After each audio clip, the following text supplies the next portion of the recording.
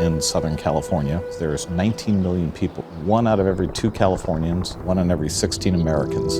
And our mission is to provide water to them. We have an incredible plumbing system. It's really a remarkable engineering feat. You have to admire it. We just take too much fresh water out of the ecosystem to support the native species and the estuary. We've simply taken more water out of the ecosystem than any ecosystem anywhere has been able to survive.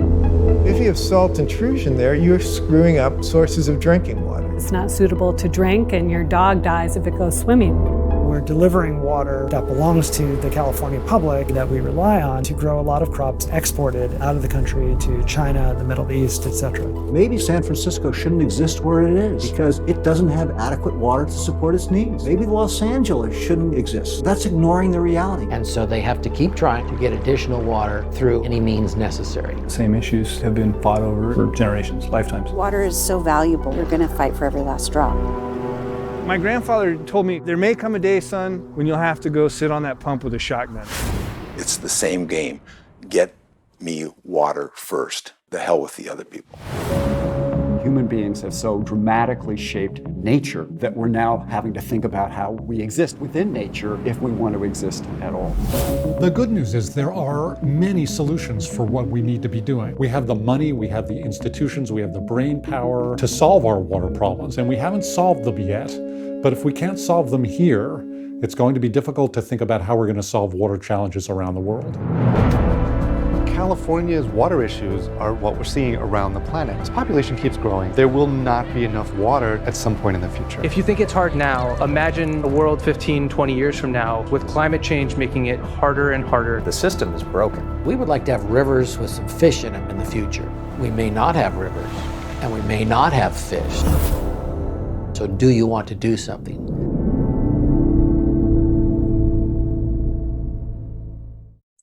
Hey, everybody. Welcome to Big Blend Radio's Nature Connection show with Nancy and Lisa. Today, we're very excited to welcome filmmaker Jacob Morrison. You know what? He just has had his directorial debut called River's End, and it explores the global water crisis and really focuses on California. And if California can fix the water, probably the rest of the world could do it.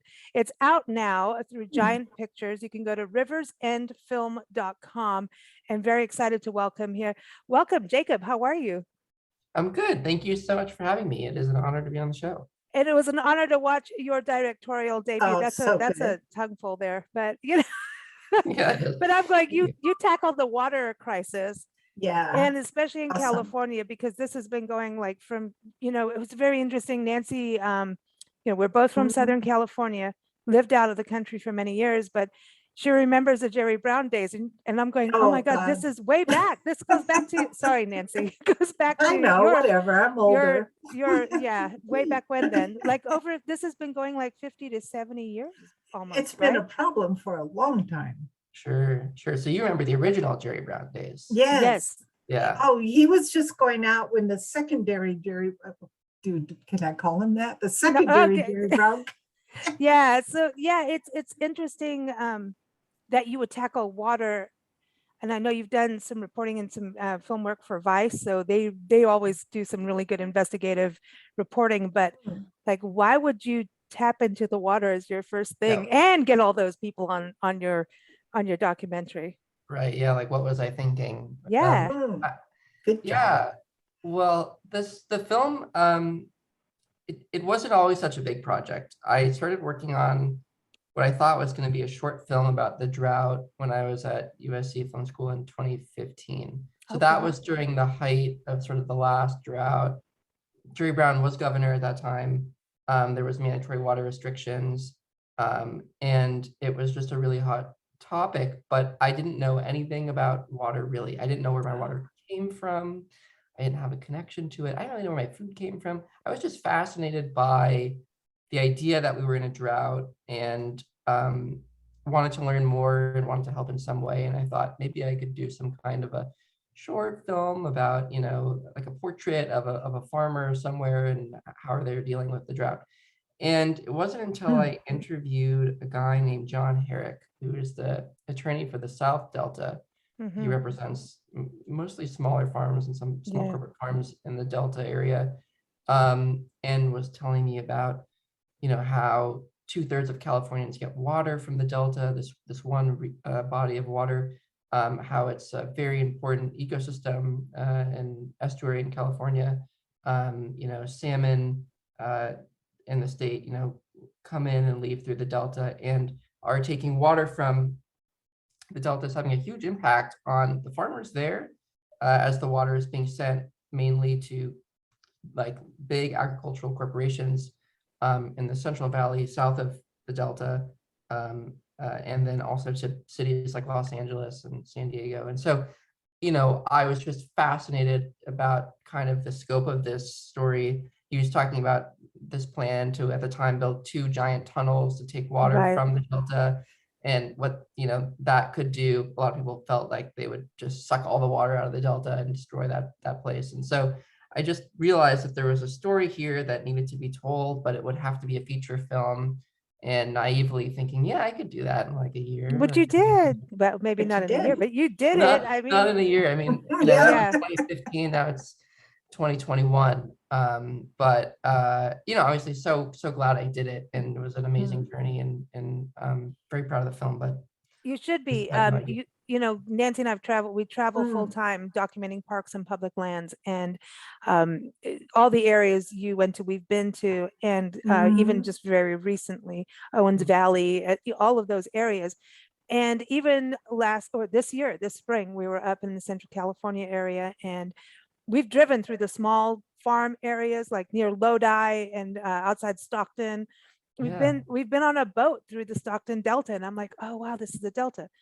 And then at the flip side, you were talking about at the very beginning of the film, talked about, more like the East is getting more rain than they've ever had versus what's happening on the West. And right now we're in the East. We've just been through Florida where they're flooding. So a lot of the parks you want to go to for the rivers to try and see if you can see manatees and whatever are flooded. And so they're getting all this dark brown, black water that they do get on occasion, but it is raining more and more and more. And we've been through the rain, trust me. So we've had this complete opposite ends. And as soon as, it started, your documentary started, and we watched it, and we're like, oh my God, this is exactly what we have personally experienced just in this one year. And also going through, when I said we were in the Central California this spring, we went in some areas that are completely dry. There are wetlands that are bone dry. It's actually not just California. We did it in northern New Mexico. We were in northwest Texas. Same thing, these wetlands that are known for, and we were in spring when all the wild birds and all the waterfowl are coming through. It's bone dry, and we watched dust devils, like the Dust Bowl happening. And we're like, what are we going to do? Okay, so they got more water, but California did not. And yet water's being sucked out. We lived in 29 Palms out in the desert and outside Joshua Tree National Park, and people wanted to suck the water out of that area to feed California. Cadiz. So we're very Cadiz. Water issue has been crazy. So I really appreciate you going in there and doing it, because there's big people at play. So when you started, did it become like a spider web of digging through, oh, this is connected to this and that's connected to that, and can I get them to talk? It's like a maze. It's like a maze. It's so true. I mean, there's so much to say about what you just said, but I know. Sorry, I just gave you everything in one big shot. No, I'm just passionate about this topic. Yeah, well, I love that. I mean, it's bizarre because water is so ubiquitous. Obviously, we all rely on water all the time, but very few people know where the water comes from. Very few people think about it and know this story. So it's so nice to talk to people who've been in the Delta and been to Lodi and all these places, and because I feel like I'm the only person in Southern California who's ever been there. Which is of course not true, but it can feel that way. I think because it's such an important topic, everything can kind of relate to water, and so you do find yourself going down this rabbit hole. I also think as you learn more and more, you realize there's more and more people you have to talk to, and so that's part of why this was such a journey. Yeah, of course. I mean, there's just so much to say about that. I mean, I'd be interviewing someone like Tom Birmingham, who's the general manager of Westlands Water District, which represents a lot of the corporate farms in the Central Valley, and learning that he was involved in this case around Mono Lake, representing the city of Los Angeles, which is now considered a great triumph that environmentalists were able to keep more water at Mono Lake. So yeah, so much that I wasn't able to keep in the movie, but you start to kind of understand who are the players and what's going on. And I felt like I really got that and tried to synthesize that in the film so that anyone could watch the film and kind of get a 101 big picture of what's going on with California water, and then take that away for the rest of their and life. start to actually take action and understand and have it as a navigate, like it kind of gives you this starting point of caring, understanding more. I mean, now it's a big tunnel versus the 2 tunnels, a giant tunnel, and thinking that, so politically speaking, you'll think, Gavin Newsom's going to be all for the environment and do the right thing. And then you go, maybe not. So it gives you that 2 sides of the coin, which I think is so important. There's a third side to the coin, in my opinion, having lived in Africa, where at some points we had to walk to a big steel reservoir, climb up a ladder, and I had to hold Lisa, and she's a small child, down by her legs with a bucket so she could get water and haul it back up. And I didn't dare put the bucket of water on my head because that's what the African women did, and they would take offense. And they know how to do it. Yeah, and I couldn't balance it anyway. So, after all the trouble of taking water from there to where we were living and having to actually physically go get water, here we take it for granted. We really do. Even if we know there's problems and there's a drought, we're like, that means we can't water our lawn for a month, or we can't fill our swimming pool that extra half inch. But having lived in Africa, where you had to actually go get it yourself, and then you had to filter it and hope even then when you drank it, you wouldn't get sick. There's a wide gap here of privilege, maybe that's the wrong word, or taking it for granted and not really getting that if you look at the earth, one day we might be on the short end of the stick with water. So maybe you don't want to waste it. Right. Well, I think you're right. I mean, most people, at least in Southern California, think, water comes from the tap. You turn it one way and it's hot, one way it's cold, and that's the full story. And obviously that's impossible and not true. But I do think one of the biggest lessons people need to learn is that of overall water that's used by humans, only 20% is used by people in urban areas and companies and things like that. And 80% of all the water that's used by people is used by agriculture. So, and it's also, I think, worth knowing that a city like Los Angeles has, despite its population, been growing for decades. Its water use has remained flat for quite a long time.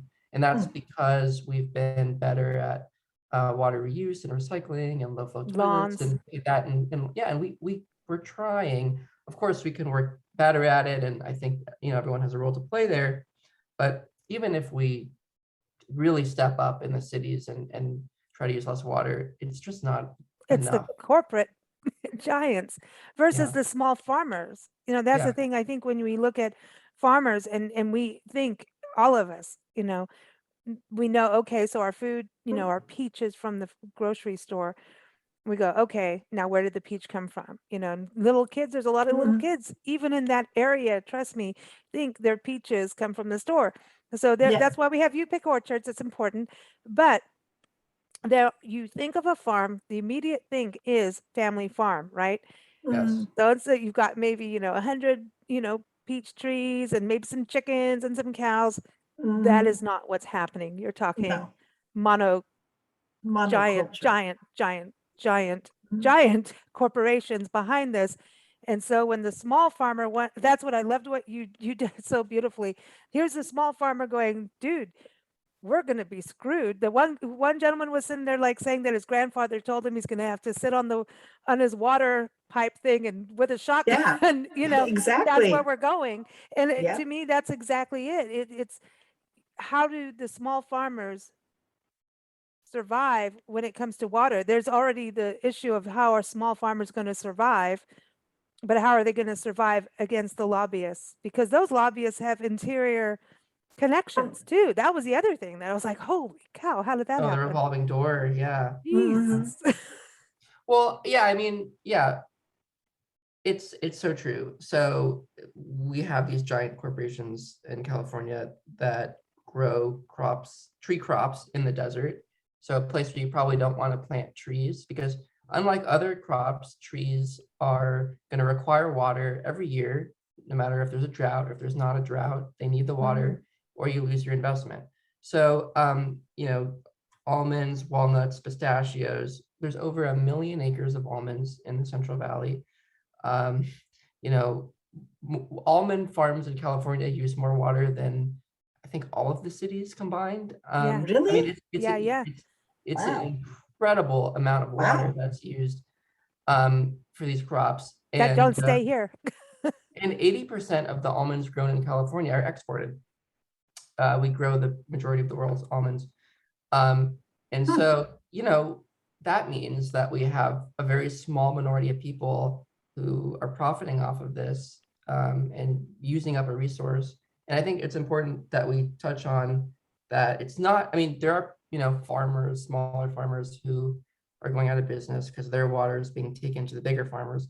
But you also, I mean, and of course, this is a generalization. There's always, you know, every region is a little bit different.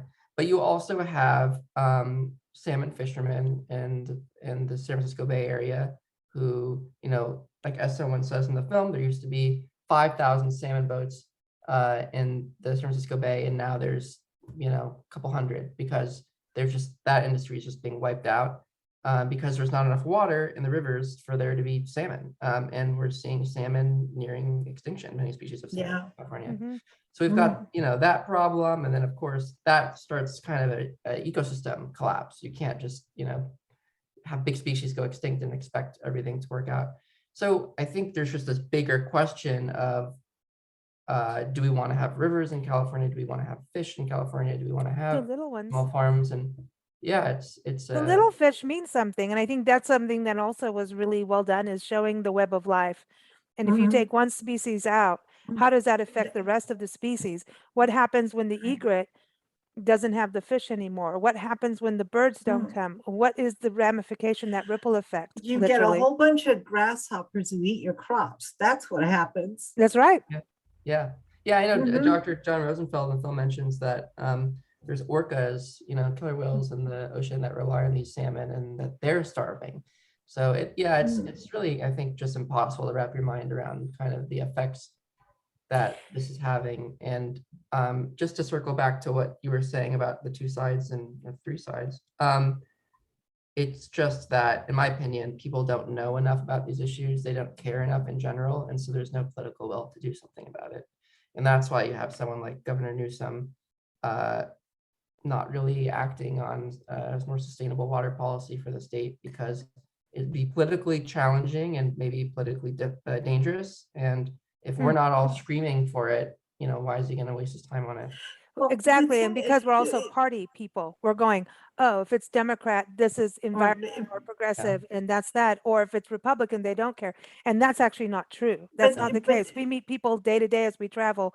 That is so not true. And we are leaving out, what about the issues? That's something Nancy always going, here's the issue. Who cares about, we like parties, but not that kind of party. We want a good party. but this party. We need to look at issues and stand up for issues, not necessarily just because this is what my party wants. Because people are, I think, checking the box. Do people have time in the middle of survival? Depending, like when you think about the mass majority of this country, do they have the time to go through every little thing that is happening? Documentaries like yours, I think, are golden and so important because you've done so They much will homework. watch TV. That, yeah, you've done so much homework to get understanding, and you're showing both sides, not just, you know, you're showing the importance. I mean, that to me is like, okay, I can make decisions and start looking up for myself and take ownership of a situation that I'm living in. Yeah. Well, you know, Well, well, go ahead. Go ahead. No, I was just going to say that I don't think, well, let's just say I don't know how far in the future people think. Like, okay, there's a water problem no matter where you live. But am I going to be okay? Are my children going to be okay? And do they go, oh, my grandchildren, well, do they care like 60 to 100 years past their demise? Mm-hmm. Really? And so sometimes I think that we don't. We're like, okay, my kids are okay, my grandkids are going to be okay, my great grandkids are okay, then I'm going to be gone. So then who cares? I wonder if that might be something we never talk about, because it's really not nice to talk about. Yeah, thanks. We're going to get the emails now. I know. I think there's something to that, right? I mean, that's sort Yeah. of what like Greta Thunberg is saying, right? That young people care about climate change, but old people, it's not their problem, so they're not dealing with it. Yeah. Saying more than that, but I think Mhm. a lot of people feel that. And yeah, I agree with that, but I also think in this case, it's not even just that. There are people who know and are deciding it's not their problem, but they just don't know at all. Mhm. Most people don't know where their water comes from. Most people in California don't know about the Delta. And so why Right, do they that's care, really you true. know? Yeah, we've talked about that. Like even the Colorado Mhm. River, we spent a lot of time in Yuma, Arizona, Oh, gosh. watching revitalization and taking out Mhm. invasive species, and watched wildlife come back, like beavers in the lower Colorado it's River, right before it hits. amazing. You know, we've done shows on Mhm. that and how they like added water to the Colorado River, like a pulse or something. I can't remember the correct term, but I mean, we've physically canoed through the area that had Mhm. all the runoff from the agriculture there too. Yuma is very Mhm. connected to what's going on in Salinas Valley and San Yeah. Joaquin and the Delta. And it is a Delta of Arizona. But you can kayak or canoe, same thing. You can go through, and as soon as you hit where all the invasive species have been taken out and it's been put back to, well, reforested and revitalized and restored, all of a sudden it's like a wall of wildlife and bird life. I mean, it's like you entered this veil, invisible veil of now And the the wildlife water is here. isn't brown But the other anymore. side, it's not there. There's fish. There's, I mean, there's everything. Beaver have come back, and all these wild, birds that they didn't have like 20 years ago are there. I mean, there's over 430 bird species that call Yuma home, migratory or not. Mhm. And when they started doing that revitalization, it was insane to It's really see it amazing. come back. So I don't know, Yuma's weird with their water because they own it, and that's a whole other deal, but it is Mhm. connected to LA because of the Colorado River. So with what you've done with this film, do you see yourself going out further and doing more water films? Or are you going to go tackle another topic, or how do you feel after all of this work? I think this film is what I have to say about water. There's a lot in there, and at least for now, I think I would love for people to see the film. But I think it focuses on California as a microcosm for what's going on around the world, and I think it's important that people notice that it's not so different in other places, like you talk about, and how everything's connected. And climate change is only going to make these issues worse and more important. Freshwater issues are just probably one of the big issues of the future, and we're just waking up to that. So I think I hope people watch it and kind of are able to connect it to their stories, because again, water, it's a global problem, but it's a local issue in the sense that everyone's got a different source water, and every source water's got its own story, its own people who need that water, and animals that need that water. And you could make a million different movies about water, but I think at their core, they're all the same story, which is we need to leave enough water in our rivers to have a healthy environment, and we need to learn where our water comes from so we care, and we need just to be responsible, and the common theme you see in history is one place goes out, takes water from another place, that place suffers so the other place can grow, and that's just something we need to stop doing. And it's also looking at, well, kind of also what was interesting to me where you went with Owens Valley and everything, and there are also areas where we've driven a gazillion times and Nestle's there. So I was always blaming Nestle the whole time because they're sucking up water out there in certain areas. So I didn't know God, half of what you covered in there. I knew agriculture was a problem, but we've said it on shows, Nestle's out there sucking up all the water. So, but they are part of the problem. Yeah, I mean, Nestle's part of the problem, and there's a great film about that called Flow for the Love of Water that a friend of mine actually produced. But, again, I would just try to redirect you to that statistic. 80% of water in California is used by agriculture. Wow, that's 20% is used by everything else. So Nestle falls within that everything else category. Really? Wow. I mean, just take the single crop like alfalfa, which is primarily a cattle feed. Alfalfa uses 10% of the water in the state, which is the same amount of water as all outdoor landscaping in every city combined. Just one crop. Okay, that's amazing. So there's there's so much waste that I don't want to say that anyone who grows alfalfa is bad. It's just the system that we have now where we incentivize it and it makes sense for farmers to do it. And we just need to change that. So, and look, it's not going to be easy. It's not going to be fun. There are lots of people who that's their livelihood. I hate to draw the comparison, but it just kind of reminds me of like people who mine coal, and that's I was going to say coal versus solar and oil. Right? Yeah. Like it sucks. Like it's going to be really challenging to change those communities and have them move towards a different economy. But you can't, just because it's going to be challenging doesn't mean we can make all these species go extinct and create further climate change, and it's just not worth it. We have to nip it in the bud. I absolutely I second you on that, and I know Nancy does too, and it is really true. We're not going to have water in California just now, and then what happens to all the farming at the end of the day? All the species, no fish, and I love that you connected it to the oceans, the salmon. So yeah, I should say about the oceans, by the way, I know a lot of people will say, oh, well, you're right next to the ocean. Why can't you do desal and fix all your problems? So it's probably worth just telling people, desal exists, but it's incredibly expensive. So it's really too expensive. The other thing is, if you were to rely on desal to solve our problems, scientists say you would need a desal plant every single mile of the Pacific Ocean. Wow. Across the state. So that's kind of gross. And also there's a real environmental issue with desal, which is that it takes this water, it pumps out the fresh water, but then you're left with this brine, which is a toxic waste. And what they do is they put the waste back into the ocean, and that ends up killing the ecosystems in the areas in which there's these desal plants. So, and they haven't, as far as I'm aware, they still have not figured out a solution for that. And so they put it back in the water so that their business can survive by cleaning it again. Well, perhaps, evil mind.